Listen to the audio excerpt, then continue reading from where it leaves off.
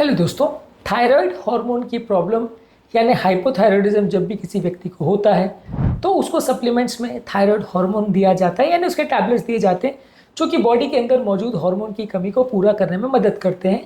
लेकिन इस हार्मोन को देने की जो प्रक्रिया है उसमें कई बार गलतियां हो जाती है, कई इंपॉर्टेंट इश्यूज आ जाते हैं। आज हम डिस्कस करेंगे कि इस प्रक्रिया के दौरान क्या इंपॉर्टेंट या कॉमन गलतियां हो सकती है जिसे जानना और समझना ज़रूरी है यदि इससे संबंधित गलतियों को आप अवॉइड करना चाहते हैं और बीमारी को बेटर वे में मैनेज करना चाहते हैं। टॉपिक पर जाने से पहले जो लोग हमारे चैनल पर नए हैं उन्हें रिक्वेस्ट करूँगा कि चैनल को सब्सक्राइब करें, वीडियो को लाइक करें, शेयर करें, फॉलो करें, कमेंट करें, पूरा देखें। टॉपिक बहुत ही इंपॉर्टेंट है, एक्सक्लूसिव है, आपको किसी भी और चैनल पर नहीं मिलेगा, एंड तक देखिएगा। चलिए शुरू करते हैं पॉइंट।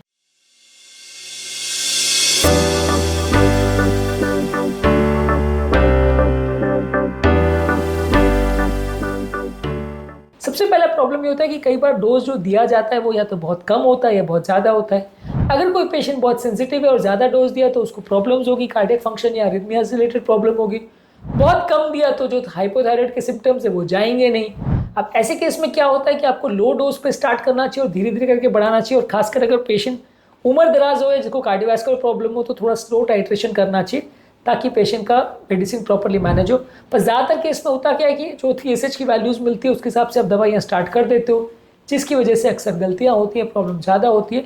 तो गलत डोज अगर पेशेंट को दिया जाए तो एक इंपॉर्टेंट प्रॉब्लम होती है। इसके अलावा अगर पेशेंट दवा का टाइम प्रॉपर मैनेज नहीं कर रहा, कभी कभार वो फूड के साथ या कुछ दवाइयों को बेवरेजेस के साथ, ड्रिंक्स के साथ ले लेता है जिसमें कैल्शियम, आयरन या कॉफ़ी होता है।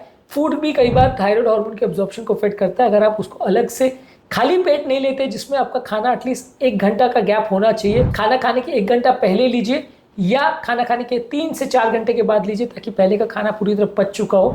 ये मेंटेन करना जरूरी है। यदि आप इसका ध्यान नहीं रखते हो तो गलती हो जाती है और थायराइड हार्मोन प्रॉपरली असर नहीं करता है। इसके अलावा यदि आप प्रॉपर मेडिसिन नहीं ले रहे हो या प्रॉपर फॉर्मुलेशन नहीं ले रहे हो, या तो आप जो दवा लिखी है वो ले नहीं रहे हो प्रॉपर, या अगर ले रहे हो तो ऐसा ब्रांड का ले रहे हो जो जेनरिक है या इसमें कोई प्रॉपर कंटेंट नहीं है, जिसकी वजह से कई बार ऐसा हो जाता है कि आपको दवा बराबर असर नहीं करती है। तो जो भी एक दवा ले रहे हैं एक स्टैंडर्ड ब्रांड की और उसी को कंटिन्यूस लेते रहिए, कभी ये लेंगे कभी वो लेंगे तो भी प्रॉब्लम होती है। और कई बार नॉन स्टैंडर्डाइज हार्मोन मिल जाता है तो वो भी कम ज़्यादा असर करता है, तो इसकी वजह से भी दवाइयाँ मैनेज करना मुश्किल होती है। इसके अलावा दवाइयों के आपस में इंट्रैक्शंस भी होते हैं। अगर साथ में कैल्शियम, आयरन सप्लीमेंट्स और एंटासिड्स लिए जाते हैं तो वो थायराइड हार्मोन के एक्शन को अफेक्ट कर सकता है। कुछ मेडिसिन जैसे रिफैम्पिसिन, फेनिटोइन और कार्बामेजिन ली जाती है तो थायरोक्सिन के मेटाबॉलिज्म को यानी उसके पाचन को बढ़ा सकती है, जिससे हार्मोन का असर कम हो सकता है। कुछ मेडिसिन जैसे एस्ट्रोजन और ग्लूकोकॉर्टिकॉइड्स लेते हैं तो वो थायराइड हार्मोन के असर को इफेक्ट कर सकता है, चेंज कर सकता है। तो ये सारी दवाइयों के साथ अगर आप थायराइड हार्मोन ले रहे हो तो ज़्यादा ध्यान देने की ज़रूरत है, क्योंकि ये सारे दवाइयाँ के साथ अगर आप थायराइड हार्मोन को लेते हो तो प्रॉब्लम्स होने का चांस ज़्यादा है। अगला इंपॉर्टेंट मिस्टेक जो लोग करते हैं कि सिर्फ TSH वैल्यूज़ पर रिलाई करते हैं ट्रीटमेंट करने के लिए। कई बार TSH वैल्यूज़ गलत दिशा में आपको ले जा सकते हैं। T3, T4 वैल्यूज़ की ज़्यादा इंपॉर्टेंस है असेसमेंट करने के लिए, लेकिन आप वो नहीं करते हो, सिर्फ TSH पर रिलाई करते हो तो गलत हो सकता है, जिसकी वजह से पेशेंट को कई बार या तो आप ज़्यादा ट्रीट कर देते हो तो उसको थायराइड हार्मोन एक्सेस का प्रॉब्लम होने लगता है, कम ट्रीट कर दो तो हाइपोथायराइड का प्रॉब्लम हो जाता है। तो TSH और T4 को साथ में यूज़ करेंगे ट्रीटमेंट के लिए तो ज़्यादा अच्छा है, सिर्फ एक को यूज़ करेंगे तो गलतियाँ होने के चांस ज़्यादा है। इसके अलावा अलग अलग पॉइंट ऑफ टाइम पे, जैसे प्रेगनेंसी है, उम्र के साथ, वेट गेन या वेट लॉस के साथ, या कोई एस्ट्रोजन थेरेपी या कॉन्ट्रासेप्टिव्स वगैरह ले रहे हो तो अलग अलग पॉइंट्स ऑफ टाइम पे दवाओं की रिक्वायरमेंट अलग अलग हो सकती है। इसका भी ध्यान देने की ज़रूरत है। यदि आप प्रॉपरली उसको ध्यान नहीं देते हो तो भी उससे प्रॉब्लम हो सकती है। तो अलग अलग टाइमिंग पे डोजेस को प्रॉपरली एडजस्ट करना अलग अलग सिचुएशंस के हिसाब से ज़रूरी है। इसके अलावा कई बार सब क्लिनिकल हाइपोथायराइडिज्म मिस हो जाता है, यानी माइल्ड TSH एलिवेशन होता है। TSH वैल्यूज़ अगर 10 से कम है तो आप ट्रीट नहीं करते हो। ज़्यादातर सब क्लिनिकल हाइपोथायराइडिज्म जिसमें कोई फीचर नहीं होता उसमें TSH अगर 10 से ज़्यादा हो तो ट्रीट करना चाहिए, लेकिन कई बार ऐसा होता है कि आप नहीं ट्रीट करते हो, बाद में बढ़ जाता है, तो मॉनिटर करते रहिए। यूजली ऐसा रिकमेंड होता है कि TSH अगर 10 से ज़्यादा हो तो ट्रीट करना चाहिए।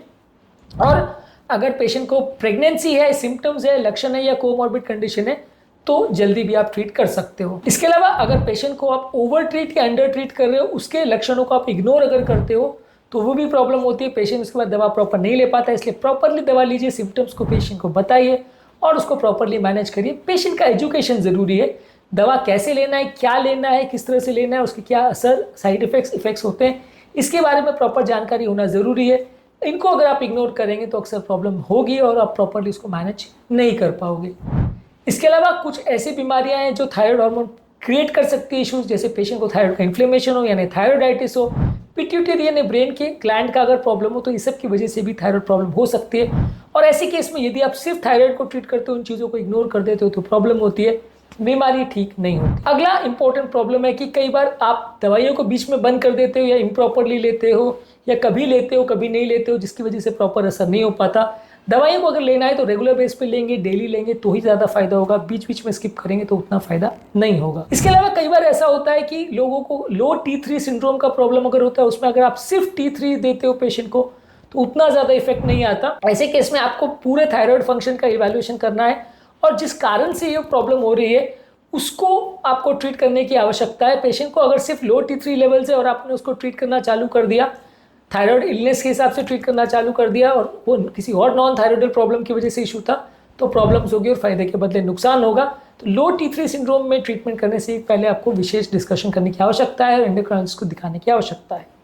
आज के टॉपिक में हमने बात करी कुछ कॉमन गलतियों के बारे में जो थायराइड मेडिसिन देते समय होती है, जिसके बारे में जानना, समझना और मैनेज करना ज़रूरी है।